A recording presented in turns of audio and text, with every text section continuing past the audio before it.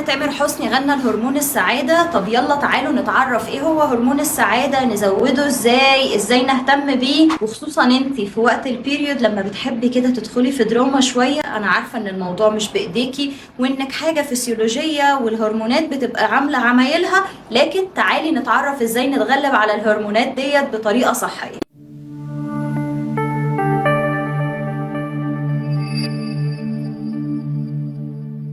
كده في البداية اقول لكم انه هرمون السعادة ما هوش هرمون واحد زي ما هو مشهور، هما اكتر من واحد. اول واحد هرمون السيروتونين، وده اللي مرتبط بالسعادة والمزاج العالي والجو الكويس والمود الحلو. تاني واحد وهو الدوبامين، وده بيطلع لما بنكافئ نفسنا على حاجة حلوة عملناها. تالت واحد وهو الاندورفين، وده بيطلع بعد النشاط البدني العالي زي الرياضة. رابع واحد وهو الاوكسيتوسين، وده بيطلع بالاجتماعات والناس الحلوة اللي في حياتنا، ولما بنشوف ناس كويسة وبنتعامل مع ناس كويسة. وبالمناسبة ده اشهر هرمون بيطلع لما يقولك الحب بيحلي. سادس واحد وده المفاجأة الحقيقة، هرمون الجرلين. الهرمون ده يا جماعة بيشتغل في الشبع، ولكنه برضو بيشتغل لما بنحس بالسعادة. عشان كده في ناس كل ما بتفرح معدتها بتقفل وما بتبقاش عايزة تاكل اي حاجة. لكن خليني اقولك انه اشهر واحد في الهرمونات دي كلها هو هرمون السيروتونين، وده اتعمل عليه دراسات كتير جدا جدا جدا، وقالوا لنا انه في اكلات معينة ممكن نحسن بيها السيروتونين في جسمنا، زي الأسماك والتونة والسلمون والبيض والجبن والمكسرات والنشويات العالية، يعني اللي غنية بسكر قوي زي الحلويات والحاجات دي، وكمان الشوكولاتة الغامقة الدارك شوكولات، الموز والجوز، وأخيرا العسل. لكن كمان في طرق تانية غير الأكل ممكن نحسن بيها إفراز هرمون السعادة، زي الرياضة، لأنها بتطلع أكتر من هرمون سعادة زي ما قلنا، السيروتونين والدوبامين وكمان الإندورفين. النوم بشكل كافي من 6 ل 8 ساعات يوميا، نوم ليلي مش نهاري، هيساعدني في زيادة الدوبامين والسيروتونين.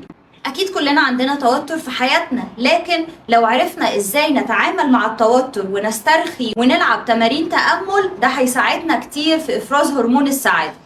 التواصل الاجتماعي والناس الحلوة اللي بتدينا طاقة إيجابية دايما في حياتنا، كتروا منهم يا جماعة واوعوا تبعدوا عنهم. لكن زي ما قلنا الحاجات اللي بتزود هرمون السعادة عندنا هي ايه؟ خليني اقولك كمان الحاجات اللي بتقلل افراز هرمون السعادة عندك هي ايه؟ اولا انك تاكل سكريات كتير. السكريات بتعمل على انها تعزز هرمون السعادة وتفرزه بشكل اكتر، لكن كل حاجة زادت عن حدها هتتقلب اكيد ضدها. قلة التمارين الرياضية، واكيد الاجهاد وقلة النوم، ده عامل مهم جدا.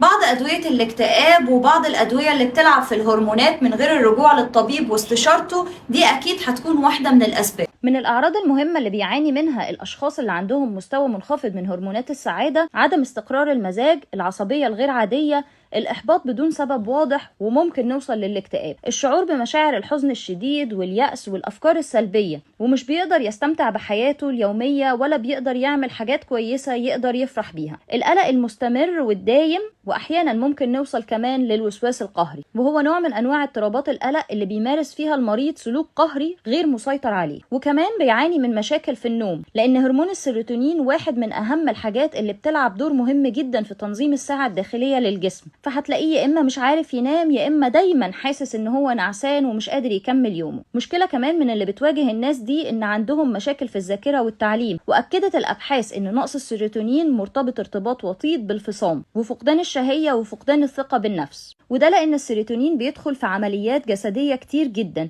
زي عملية التمثيل الغذائي والهضم، وفي بعض وظائف القلب والكبد، بالإضافة كمان إنه بيتحكم في التوازن في السكر والطاقة وإحساس الألم. وعشان كده دايما مرضى الفايبروميالجيا أو الألم العضلي الليفي عندهم مشكلة في موضوع السيروتونين ده، وكمان مرضى الباركنسونيزم. وكمان اللي عنده مستوى السيروتونين قليل بيبقى عنده مشكلة في الأمعاء والتئام الجروح، ودايما بيبقى حاسس ان عنده شره ونهم نحو الكربوهيدرات او النشويات، ودايما حاسس بصداع مزمن واجهاد وسخونية. لكن في دراسات اكدت ان الاعشاب والمكملات والزيوت ليها دور فعال في علاج الاكتئاب ونقص الهرمونات السعادة، وهي تعتبر بديل آمن عن الأدوية. لكن خليني أقول لك هنا حاجة مهمة قوي، إنه هيئة الغذاء والدواء الأمريكية FDA ما اعترفتش بيهم قوي، وأكدت إن هم دورهم زي دور العقاقير أو الأدوية بالظبط، ولازم نلجأ للطبيب في حال إن احنا هنستخدم حاجة منهم. من الأعشاب دي نبتة سان جون، ودي بتساعد في الاكتئاب الخفيف إلى المتوسط. وعشبة القديس يوحنا وبيستخدمها الأوروبيين لفترة طويلة لأنها كمان واحدة من أهم مضادات الاكتئاب. زيت بذور الكتان لأنه مادة طبيعية وبتحتوي على الأوميجا 3 اللي بتزود إفراز السيروتونين وبالتالي هي بتحسن المزاج. دقيق الشوفان وبذور الكنوا والفشار من الحاجات المهمة جدا علشان تحسن مزاجنا.